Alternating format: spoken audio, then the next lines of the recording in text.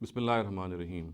Regarding the concept of prophethood, the misconception I intend to discuss today relates to an allegation on Prophet Muhammad sallallahu alaihi wasallam. It is said that Muhammad sallallahu alaihi wasallam in his times in Medina, he had ordered the mass killing of a number of Jews, and their women and children were made slaves. Now, of course, the references to the Banu Qurayza, about whom we know that there is certain punishment was implemented upon them.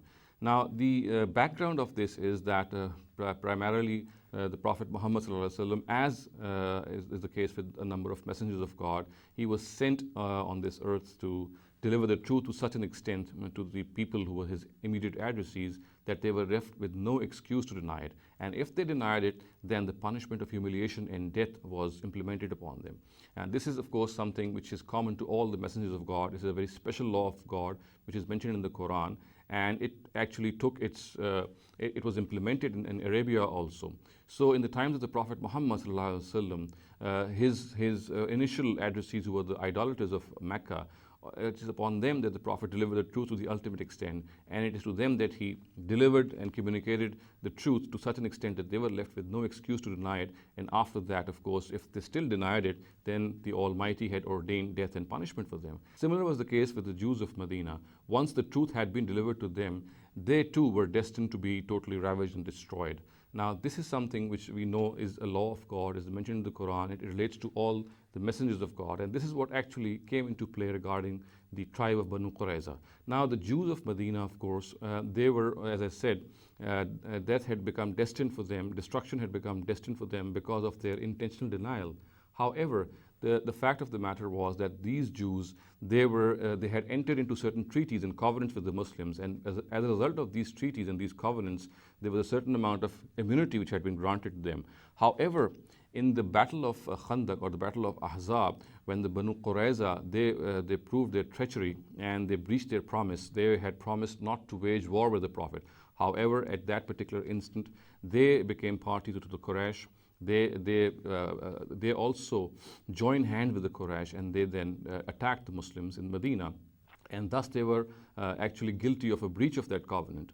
Now, after breach of their covenant, of course, the immunity which they had been granted as a result of this covenant no longer remained. So therefore, death and destruction, which had already become destined for them, it was once again materialized. So therefore, we need to understand that the punishment with the tribe of Banu Qurayza faced was not because of the fact they had broken their promise, but because of the fact that actually they were already, death and destruction had already been ordained for them, and this particular treaty was actually acting as an immunity for them. But once this treachery emanated from them, once they had shown this treachery, so their original form came back to them, and in that original state they were to be destroyed because they had intentionally denied the truth.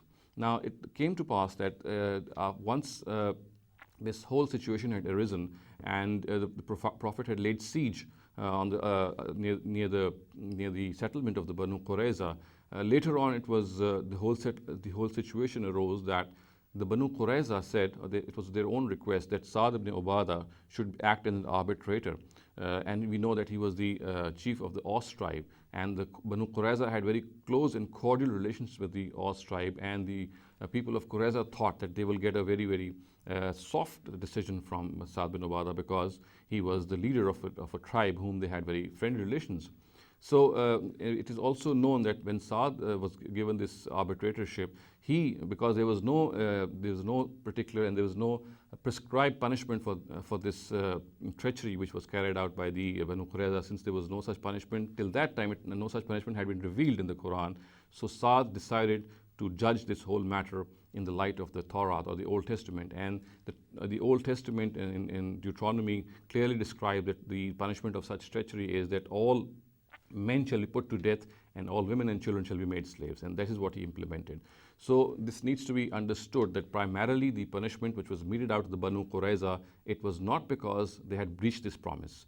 What actually the situation is, after breaching their promise, the immunity which had been granted to them from being destroyed and from being put to death no longer remained. And because the truth had been unveiled to them in its ultimate form, as per the law of the Almighty, they once again became prone to death and destruction. So therefore, it was primarily this implementation of the law of Itmamul Hujjah, as per which death and destruction is ordained for people who intentionally deny the truth.